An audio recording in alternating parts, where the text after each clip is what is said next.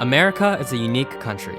It's got an unprecedented constitution, and under this framework, things like the Electoral College exists, and the practice of lobbying is protected.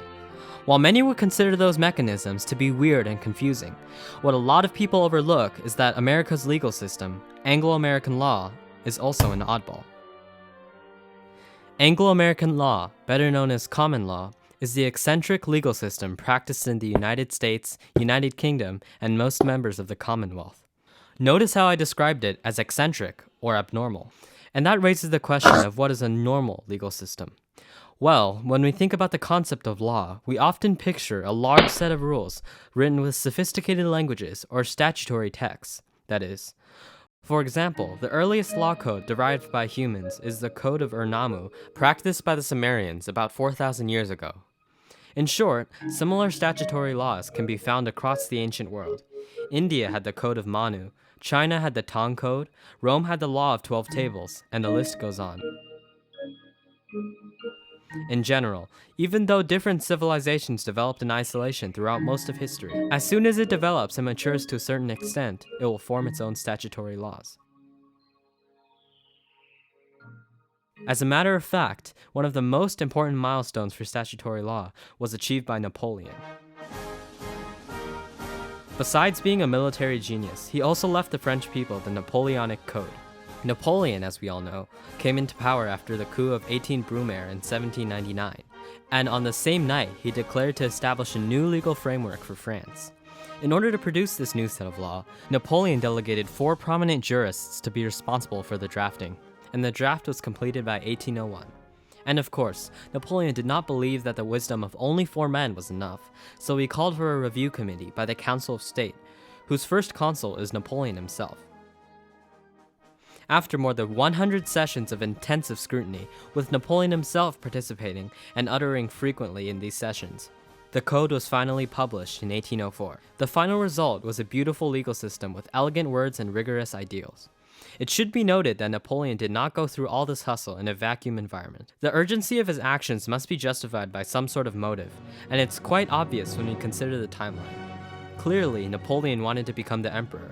The Napoleonic Code was published in March of 1804, and he was crowned the Emperor of France later that year in December. From the entire drafting process, we can see 2 key characteristics of statutory law in general. Firstly, the legislative process is essentially the rational design and ideal the elites at the time had for future society. Of course, statutory law has its evolutionary path, since it has to be frequently updated to keep up with the times. Like when the Germans adopted their civil code that reflected their meticulous spirit near the end of the 19th century, it created another peak for the statutory law system. Nevertheless, one of the key features of statutory law is that elites write the law, and it is a set of rules implanted from the top of society that affects everyone within. Second of all, as shown by Napoleon's ambition to become the emperor, the establishment of statutory laws often serves as an endorsement and backup for authorities during a given time. Again, looking back at Napoleon as an example, the establishment of the Napoleonic Code was almost necessary for him to become the emperor and gain control over his country.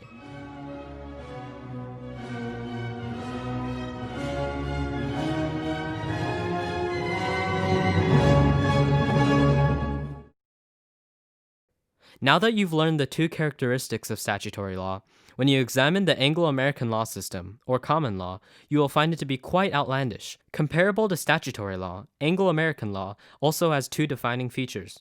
The first one being its lack of statutory code.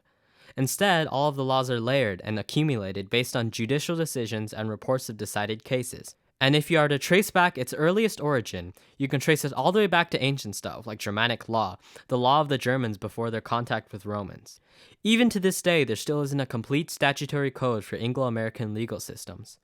For example, the United Kingdom doesn't even have a written constitution, whereas the Americans at least have a constitution. This can be hard to understand, since if it's troublesome to come up with a complete set of statutory code, why don't you simplify it?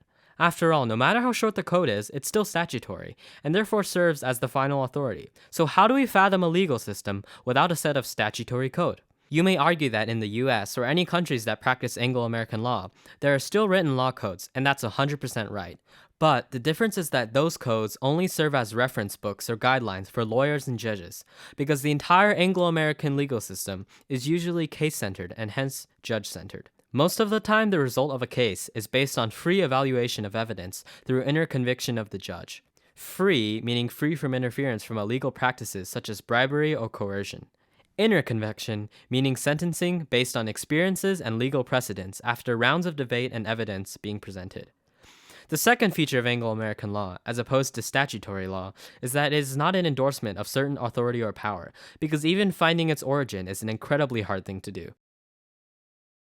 Some believe that you can start counting after the Norman conquest of England in 1066 and count all the way to the present day. Nevertheless, Anglo-American laws are all accumulated likewise. There isn't a sudden end to certain rules, and there isn't a landmark incident that paved its way. It's simply a system introduced and created through successive periods of time. It's hard to understand how such a bizarre system is able to function properly, but it does. Not only did it function properly back then, Anglo-American law also works suitably well under today's complex social situation. What's not difficult to conceive is that by all manners, people have doubts regarding this kind of legal system. Before modernization, certain British individuals considered their legal system, a system piled by hundreds of years of customs, to be inferior, and suggested reforms so Britain can practice statutory law like the rest of European countries. But at the time, nobody listened, and the wave of modernization came sweeping in. The two different legal systems, Anglo-American law and statutory law, both adapted to time and grew into monoliths. Nowadays, it is impossible to even consider changing the systems, or converging them, since the way of thinking at these systems' very roots is divergent. With its uniqueness in mind, let's dive into the historical origin of Anglo-American law. Like I've mentioned earlier, Anglo-American law's history can be traced all the way back to 1066, when the Duke of Normandy William from France conquered England. Because of this, he is usually known as William the Conqueror or William the First. When he came to England as a foreign authority, the situation he faced was a strong tradition of autonomous reign. There were small lords everywhere, ranging from marquis, earl, baron, and so on. All these different noblemen each have their own customary laws, and those customary rules are without a doubt crude and barbaric. Those practices included things like trial by ordeal, and trial by ordeal, simply put, is when you have a suspect, and in order to determine if he is guilty, you let God decide. You put his hand in the fire and burn it. If the fire inflicted any damage to his hand, he is guilty and you can judge him and carry out punishment. In the 11th century, many practices were irrational like that, but nothing can really be done. It's just the local custom at the time. So what are William the Conqueror's options? As the kingship of a new generation, how is he going to run the country? With all these local lords judging and ruling based on their own local customs, William the Conqueror decided to send a royal court that circulates around the countries to judge cases. The local lords undoubtedly cave towards the king and invite whomever the king has sent to sit on the top and be the judge. However, the judge doesn't get involved in determining whether or not a suspect is guilty, since he doesn't know the situation. Instead, when a suspect is caught, the influential people, the cultured folks, and the gentlemen within the region, whom the locals can trust, would form a jury and they would discuss the case until a decision is made. When the decision is made, the judge sent by the king ought to comply with the reality. Given that he is really nothing more than an outsider, he would agree with the decision and simply sign and seal the important documents to report back to the king.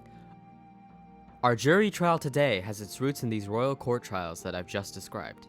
By the 15th century, absurd trials such as ordeal were replaced with jury trials, which became the conventional form of trial for Anglo-American law today. If the scenario that I've just described is a little hard to comprehend, then let's consider a more modern situation. Let's say you work for Apple, and one day the company decides to promote you to the position of CEO and replace Tim Cook because you are an absolute genius and came up with the idea of Apple Wheels. It's just too epic, and everyone knows it's only a matter of time before you replace Tim Cook, and that finally happened. So, how do you run the company? You weren't expecting this promotion at all, and pretty much crash-landed at this position. Apple has numerous subsidiaries, various departments in charge of different things, and suppose your secretary walks in and hands you a document regarding this year's bonuses and raises that you will have to decide. So how do you complete your work? Theoretically, there are two different options. One possibility is that you will simply decide everything by yourself based on your rules since you are the new CEO. However, as a newcomer, how can you really see through and understand everything about the company? You don't know the situation different divisions face, don't know the interpersonal relationships, and the conflicts within the company. So you're pretty much blindfolded, and it's almost impossible to lay out the rules and make sensible decisions based on what you know. What's your second option then?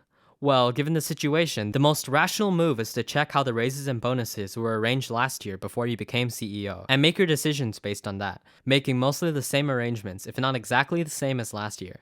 This is effective since you're essentially doing what people at the company are accustomed to.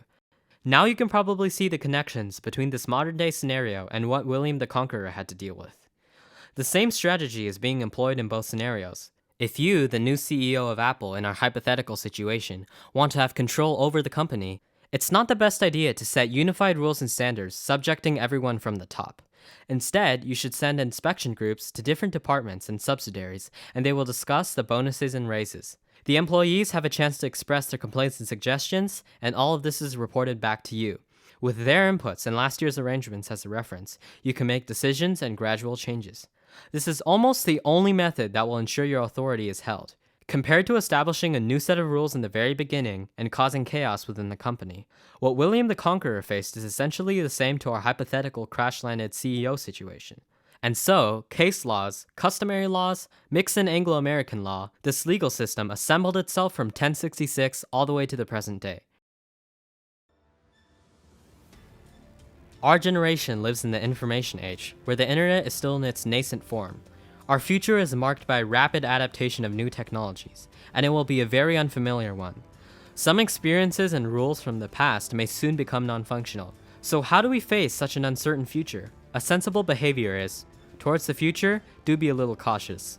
Facing the past, gain a foundation and perspective. And living in the present, do your best on the best things you should be doing. Does that ring a bell? Because Anglo-American law is almost exactly a system like the behavior I've just described. And that brings to an end our first episode covering Anglo-American law. There's so much more that I wanted to cover and share, which made squeezing everything in one video impractical. So please tune in on part 2 of this series where we will cover how exactly Anglo-American law functions in courts and what it requires from society so it can work as intended. If you enjoyed our video and want to see more content like this, the best way you can support us is to subscribe to our channel and leave a like or comment or both.